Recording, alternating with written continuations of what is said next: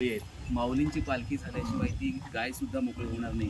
आणि आता ताई आहेत आपल्या ह्या घरातल्या आणि आता अगदी ती प्रक्रिया सुरू आहे। ताई तुमचं काम सुरू राहू द्या बाकी आतापर्यंत अशा किती केलं तुम्ही?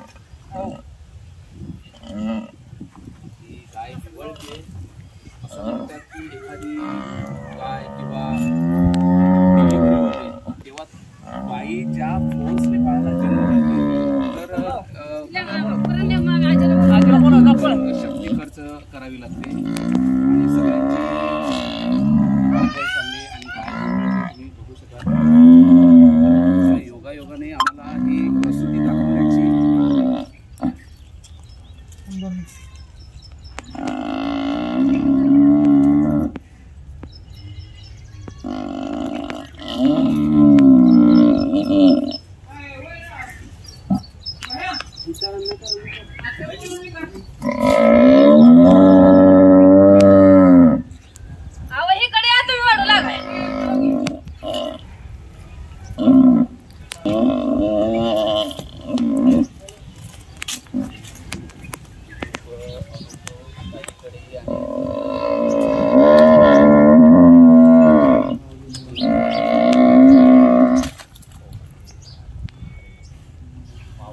गावाकडून प्रस्थान होते आणि एक गोमाता आपल्या बाळाला जन्म देते आणि हा सृजनशीलतेचा आविष्कारच म्हणावा लागेल। आणि आपली गावाकडची मंडळी किती निष्णात आहेत।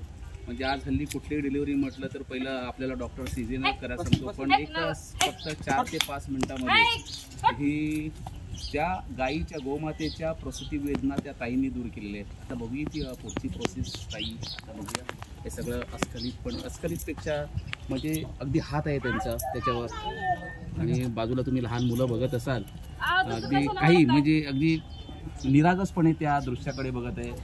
आणि ते बाळ जन्माला आल्यानंतर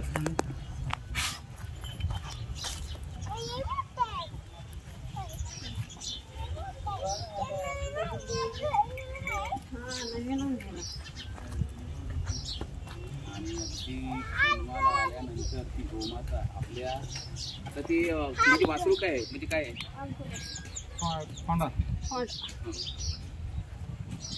होंड जन्माला आलेले आणि अगदी आपल्या वात्सल्यपूर्ण नजरेने अगदी जिभेने साठवून त्या वासराला खूप देते। आतापर्यंत काही किती अशा डिलिव्हरी केल्या तुम्ही? आतापर्यंत 4 केले।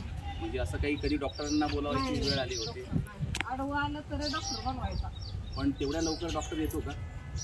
नाही अर्धा तासाने येतो। पण तोपर्यंत बाळ व्यवस्थित असतं? व्यवस्थित असतं। तिथली गाय आलेली आपण डॉक्टरांकडे जातो, पण एक 100-200 वर्षापूर्वी कशा डिलिव्हरी केल्या जात होत्या की आता आपण ताईंनी म्हणजे कसला आवेश नव्हता, त्यांचे हात कुठले थरथर कापत होते, म्हणजे डॉक्टरांचे हात थरथर कापतात, पण एकदम नॉर्मल पद्धतीने हे बाळ जन्माला आलेलं आहे। आणि म्हणजे खास करून तुम्हाला आठवण राहील कारण तुमच्या गावात माऊलींची पालखी आहे आणि माऊलींच्या माऊली झाली आहे, बैल झालाय, बैल बैल आहे। म्हणजे जसं आम्ही करतोय ना असा धंदा तसं डॉक्टर तर आम्ही बोलवलाच नाही। गायला बी ना येईल गेला अर्धा गुळ फोडायचा, बारीक करायचा, पाटीत घ्यायचं, बारीक करायचं, त्याला गुळवणी केल्यासारखं पाणी करून तिला पाजायचं गाईला आणि बाळाला म्हणजे कॅल्शियम उतरत नाही तिथं। बाळ आता थोड्या वेळात तासा 2 तासांनी त्याची ती जाऊन पेट म्हणजे गुळ दिल्यानंतर कॅल्शियम उतरत नाही? कॅल्शियम उतरत नाही तिला असं 2-3 दिवस चारायचा गुळ, सगळं कमीत कमी 4 किलो गुळ चारायचा, 4 किलो सकाळ संध्याकाळी चारायचं। आणि हे बाळ फक्त दुधावर? हे बाळ दुधावर।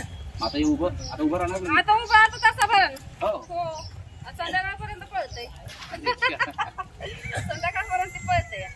आता ते उठायला तर पडायचं या पण ती आता लक्षात आली त्याला पाय धरत नाही ना, त्यामुळे पडतं ती वाळच तर उभा राहायचा प्रयत्न करते। आता वाळवायला लावले ती वाळवायला किती पाक पुसून खाते तिथं चालूच आहे